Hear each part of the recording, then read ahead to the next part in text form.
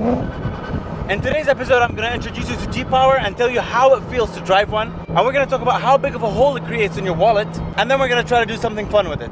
So, before we start to enjoy this, let's talk about what GPower really is. Just like any other dreamy German automotive company, GPower started as a family business back in 1971. The Gromish family to be exact. They started by distributing Alpinas. They did that for a good 12 years. And then all of a sudden in 1983 they were just like, we want some of this and some of that. GPower started working on tuning products and chassis development for different BMW models. Now, if you want to research anything about what I just said, you probably won't find anything. There's literally nothing on Google. The only source there is Wikipedia and their official GPower website, which is also pretty hard to find. So, since its creation and until the 80s, there wasn't really much going on, unlike their competitor Brabus, which was already doing different models, shaving weight and putting V8s into cars that don't need them. Fast forward a decade and a half, it's 1995, Bill Gates is the richest man on earth, Toy Story just debuted in the cinemas, and PlayStation was just launched. It was also the year when a guy called Zoran Zoranke, I don't know how to pronounce his name. Anyways, Zoran took over GPower, and oh boy did things kick off from there. GPower really started tinkering and putting out some real beasts on the market. E46, E36, E39, even the Z8. They got their hands on a Z8 and then they just stuffed it with 888 horses. They introduced and started developing supercharger systems, exhaust systems, tuning, aerodynamics, you name it. And then the mid-2000s. This is where the real monsters from GPower came. In 2007, they got their hands on an E46 M3 and then they just plonked in a V10. In 2010, they got an M5 and then they made it the fastest sedan in the world, 372 kilometers per hour.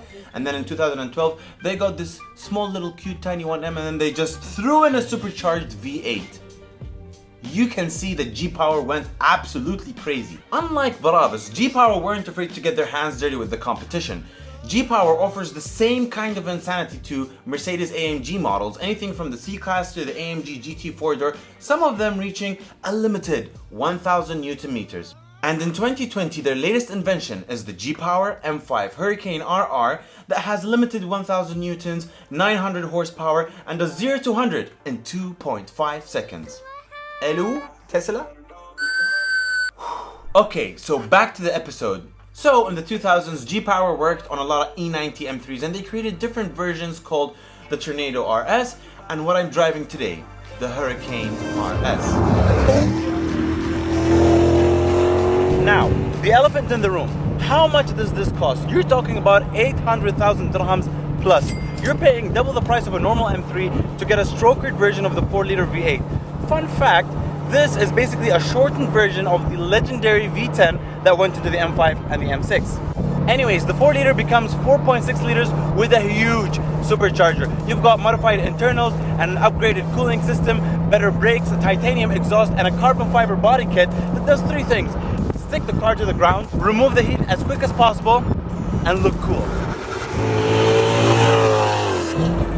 Alright, so how is it to drive?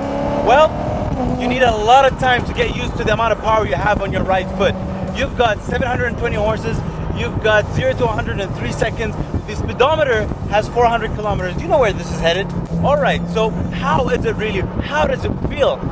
It's scary, it's exciting, it makes your blood run. The power is delivered in a linear and smooth fashion and you're so taken by the noise and the G-force that by the time you snap out of it, the speed needle is hitting 200 kilometers and it isn't slowing down. You appreciate the power. You indulge in it. It refreshes your soul. It is so much that it unlocks a part of your brain, the responsible adult. It tells you, hey, you're teetering on the edge of control or the lack of it. Because this is a GPower and it's a performance-oriented vehicle, obviously it's going to be super stiff. Bad roads are not your friend. Now, taking turns with this car is a completely different story. with the power that you have and the handling, it is slightly nerve-wracking. The steering feedback and the lack of body roll, it's inviting you to push it. It can take it. But the question here is, أنت قدها? Are you up for the challenge to put all this power down? Now, having a G-Power doesn't mean that you need a completely different manual to operate the car. It is quite familiar. It is your standard M3 from the inside, except for this beautiful little screen that replaced one of your AC vents and gives you boost in temperature readings. Now, what is the main attraction sitting in the driver's seat?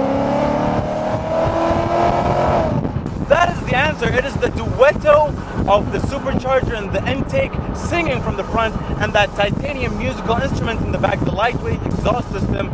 You know, sometimes you're sitting here and you contemplate, is the radio necessary? Honestly, no, shut that down and just enjoy.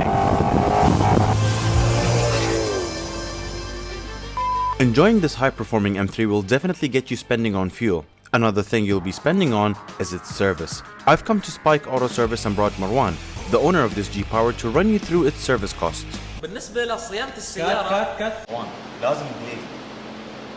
حامد نمسح فيها كنادر هسه.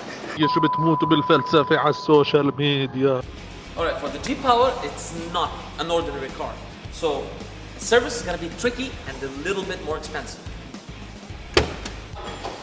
Doing a major service on this engine includes engine oil, filter, spark plugs, ignition coils, and injectors, not to mention the belt, which is not available anywhere except for a special order from G-Power.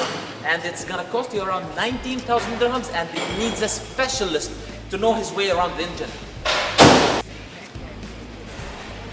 For the tires, we're talking about Cup 2s all around, 6,500 dirhams. Add to that, the brake system will cost you around 8,500 for service, including the discs. Let's talk about the interior. You have to take care of the leather and plastic since it's a convertible. It gets exposed to a lot of sun and a lot of dust. It will cost you around 2,000 dirhams per session, and this session needs to happen every 3 to 6 months. Let's not forget about the exterior. It takes a lot of time and effort to take care of the carbon fiber and the body panels. PPF is needed, UV protection layer is needed. All in all will cost you around 5,000 dirhams. But I do it because I love it. Not to mention the fines. So it's these kind of cars that really push you to be creative and think about becoming the next Sam Calder or Crispy Media. However, today I don't have any kind of equipment. But that's fine, because I'm going to teach you how to make something that's nice using only this. First of all, you got to get your friends and get yourself a car. And now for the planning. What you might lack in equipment and shooting quality, you can make up with good planning and good locations. First of all, you gotta find an inspiration for your video. Instagram Reels and TikTok aren't short of that. Then you start with your static shots. Always try to find well-lit places and have a nice background. You can take some of the driving interior shots as the car is stationary. After you're done, plan your route carefully and strategically. Make sure your friends understand it 100%. Rob will take it from here. Before moving, you have to know the distance between this car and your friend. Come. Okay, go, stop. So you have to be sure that the phone is in the car always for stabilization and not to lose it. You get to work on the final part of the shoot, car to car. Discuss beforehand how you will communicate to avoid mistakes. You can either edit all your videos on your phone or edit on your computer like I did. Voila, you're done, and here's the result. I was busy thinking about Larry, what the hell are you doing? Baby, I got issues, but I love myself. Anyways, I hope you enjoyed the episode. Stay tuned for the next one. Peace out.